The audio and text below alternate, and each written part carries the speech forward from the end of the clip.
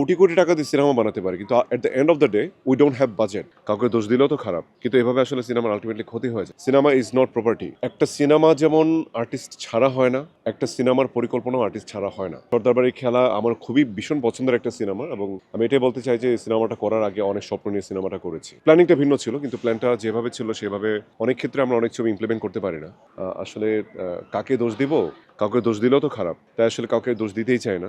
হয়তো সেটাকে দুর্ভাগ্য বলেই মেনে নিচ্ছি। ভীষণ চমৎকার একটা গল্পের সিনেমা। রাখাল সবুজ এটার পরিচালক অনেক পরিশ্রম করেছে, এবং আমরাও টানা 20 দিন মানিকগঞ্জে থেকে শুটিং করেছি। খুব চমৎকার গান, চমৎকার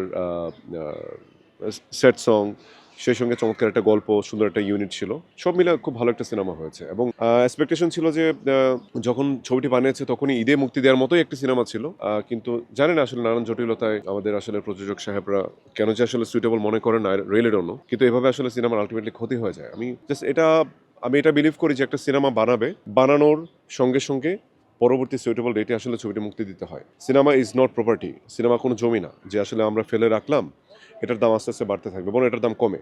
কারণ আমাদের প্রতিনিয়ত রুচি পরিবর্তন হচ্ছে। আপনি 2 দিন আগের যে সিনেমাটা, এটা আপনি 4 দিন পরে হয়তো মানুষের ভালো নাও লাগতে পারে। সো এই জন্য হয় কি, আর আলটিমেটলি হয় আমি মানে এই বিষয়টা আমি সবাইকে অবগত করতে চাই, বিশেষ করে আমাদের যারা প্রযোজক মহোদয় আছেন। প্রচারণাটা খুবই ভীষণ ইম্পর্টেন্ট একটা বিষয়, যেটা করতে গিয়ে আসলে আলটিমেটলি আমাদের অনেক সিনেমারই বাজেট থাকে না।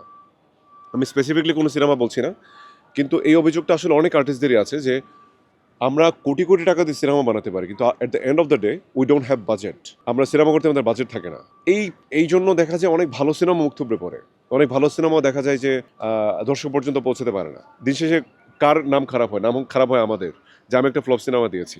তো এর চেয়ে অনেক খারাপ সিনেমাও কিন্তু দেখা যায় যে ভালো প্রচারণার জন্য কিন্তু সুপার ডুপার হিট হয়ে যাচ্ছে, বা খুব ভালো আলোচনায় আসছে।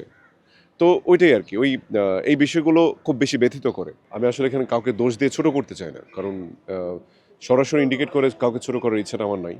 তবে আমি একটা কথাই বলব যে, একটা সিনেমা যেমন আর্টিস্ট ছাড়া হয় না, একটা সিনেমার পরিকল্পনাও আর্টিস্ট ছাড়া হয় না। আপনার একটা সিনেমা যদি আপনি বানান, আপনাকে অবশ্যই আর্টিস্টের সঙ্গে বসতে হবে। একটা ডেট নির্ধারণ করতে হবে। সবাইকে আগে থেকে অবগত করতে হবে যে আমরা এই ডেটে সিনেমাটা রিলিজ করব। প্রত্যেকটা বিষয়ের একটা পূর্ব নির্ধারিত একটা অ্যানাউন্সমেন্ট থাকে। সেটা গান বলেন, টিজার বলেন।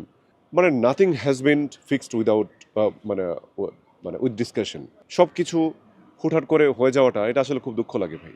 মানে একটা সিনেমা ধরেন আমি স্বপ্ন নিয়ে করব, ডেডিকেশন দিয়ে করব। আল্টিমেটলি আ যা শেষের দিকে এসে যাচ্ছে তাই হয়ে যাবে। এটা আসলে আমরা কোনো আর্টিস্টই আসলে এটাতে আমরা হ্যাপি থাকি না।